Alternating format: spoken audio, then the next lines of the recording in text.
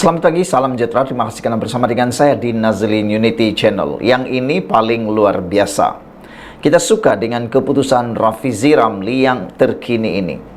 Adakah dengan keputusan ini membuatkan lutut para pengkritik beliau, khususnya daripada parti pembangkang, akan tidak lagi berhenti bergetar? Ini mungkin menimbulkan ketakutan atau menimbulkan pelbagai pula jawaban daripada mereka. Karena biasalah, para pengkritik ni kadang-kadang pandai mengkritik, tapi bila diajak untuk bersesi soal jawab atau berdialog, tak berani pula. Boleh kata jago kampung lah.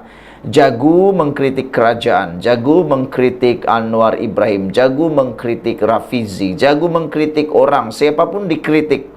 Tapi bila ditanya apa cadangan, tara ada. Tak tahu nak cakap apa pula.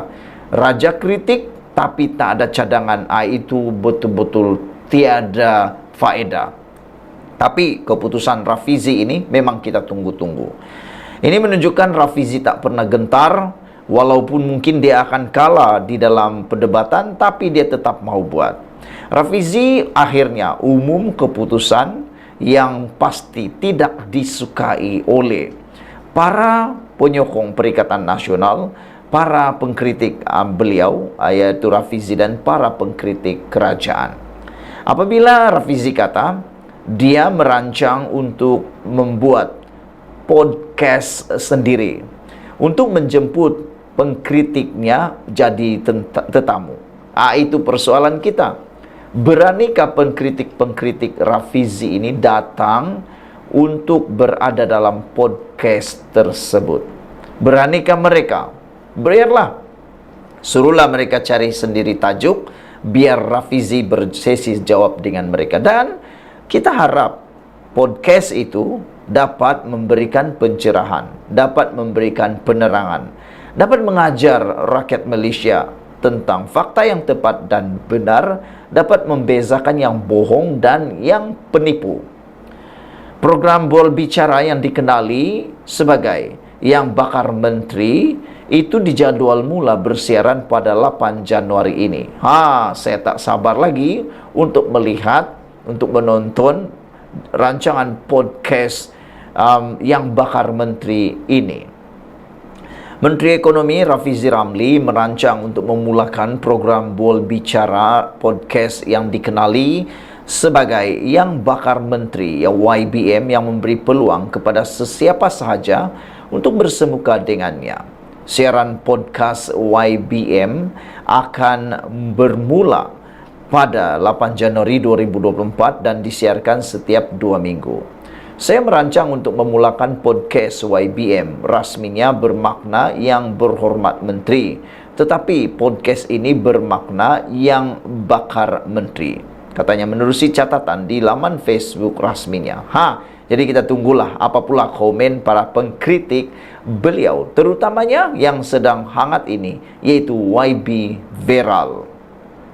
Rafizi berkata, peluang bersemuka di podcast yang dirakam pada sebelah malam itu bertujuan memberi peluang kepada sesiapa sahaja bersemuka dengan beliau tanpa menggunakan peruntukan kerajaan. Ini kerana katanya kemunculan di televisyen menggunakan wang rakyat apabila melibatkan airtime. Podcast YBM terbuka kepada sesiapa sahaja, ahli akademik, penyokong kerajaan, rakyat biasa dan terutamanya aktivis pembangkang. Selain dari mereka yang ingin tampil secara sukarela untuk peluang membakar menteri, saya juga akan mencari aktivis-aktivis maya pembangkang yang banyak memainkan dakyah untuk tampil. Saya akan cari mereka, jemput dan beri peluang bersemuka. Mereka berpeluang membakar saya juga berpeluang membakar mereka, kata Rafizi lagi. Menurut Rafizi, budaya begini lebih baik dari budaya maki hamun dan pertikai perkara picisan seperti yang dibawa aktivis maya pembangkang sekarang, kata Rafizi lagi. Yang ini bagus. Macam yang saya cakap awal-awal tadi, podcast ini lebih baik daripada memaki hamun. Memaki hamun tu tiada faedahnya. Mengkritik saja tanpa cadangan pun tak ada faedahnya. Lebih baik mengkritik dan ada jawaban, dan akhirnya ada penyelesaian, ada pencerahan. Itu yang kita mahu. Jangan pula dapat dosa free. Sekian dulu untuk kali ini. Ikuti terus ulasan selepas ini. Selamat pagi, salam sejahtera. Terima kasih karena bersama dengan saya di Nazlin Unity Channel. Ini 10 perkara dilakukan Kerajaan Perpaduan minggu ini dan minggu lalu yang pasti mengejutkan Perikatan Nasional Pembangkang. Mereka tak mampu jawab apa-apa lagi. Modal mereka dah habis, peluru dah habis. Sekarang ini guna modal apapun tak jadi lagi. Kalau dulu kata 32 hari bulan Ogos Anwar Ibrahim akan tumbang. Selepas itu 34 hari bulan Disember. Selepas itu 28 hari bulan 13. 28 bulan 13. Anwar akan tumbang. Itu yang mereka selalu cakap, ramalan demi ramalan. Tapi yang berlaku bukannya tumbang, tapi Anwar Ibrahim makin menjadi hebat, makin menjadi luar biasa. Ini 10 perkara yang telah dilakukan oleh Kerajaan Perpaduan minggu lalu. Kementerian Komunikasi hari ini berkongsi 10 perkara yang telah dilakukan Kerajaan Perpaduan sepanjang minggu lalu, yaitu dari 11 hingga 17 Desember.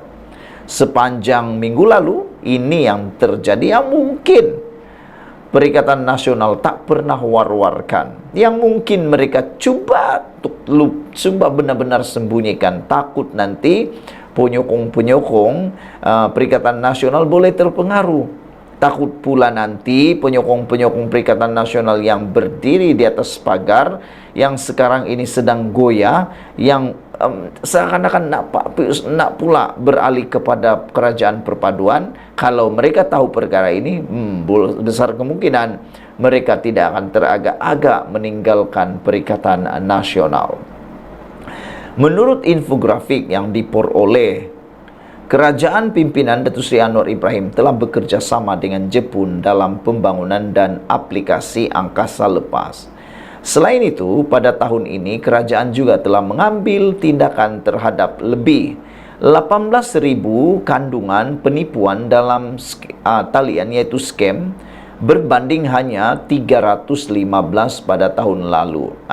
Itu perbandingan dia. Tahun lalu kerajaannya siapa? Anda tahu siapa kerajaan itu?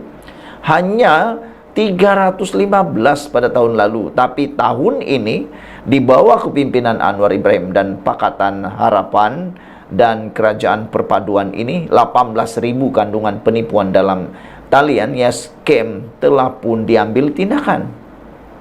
Susulan sekatan daripada India, kerajaan juga sedia mengimport bawang dari China dan Pakistan. Turut dimaklumkan tiket penerbangan ke Sabah dan Sarawak tidak melebihi Rp599 ketika musim perayaan. Malaysia juga mengekspor 217.847 tan minyak kelapa sawit ke India pada bulan ini. Sebagai tanda solidariti, kerajaan melancarkan setem yang diberi nama Palestin Merdeka. Maklum kementerian tersebut dalam infografik yang disiarkan.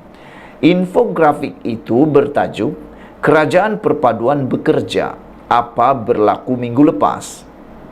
Dalam infografik itu turut dinyatakan bahawa rang undang-undang RUU kawalan jualan tembakau dan vape diluluskan di Dewan Negara. Selain itu, kerajaan telah berbincang dengan Institut Pengajian Tinggi IPT bagi menyelesaikan masalah kediaman pelajar. Pemberian bantuan penghargaan khas kepada pesara PKKP untuk tahun depan, iaitu pada bulan Januari sehingga Disember, akan diteruskan, dan yang terakhir sebanyak 5.836 aduan kerosakan jalan diterima melalui aplikasi MyJalan, kata kementerian berkenaan.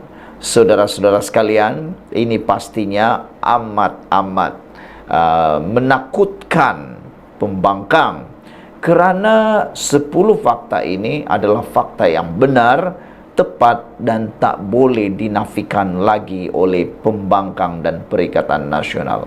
Mereka pasti sedang mencari apa pula yang boleh ditembak kepada kerajaan perpaduan ini sebagai modal terbaru mereka.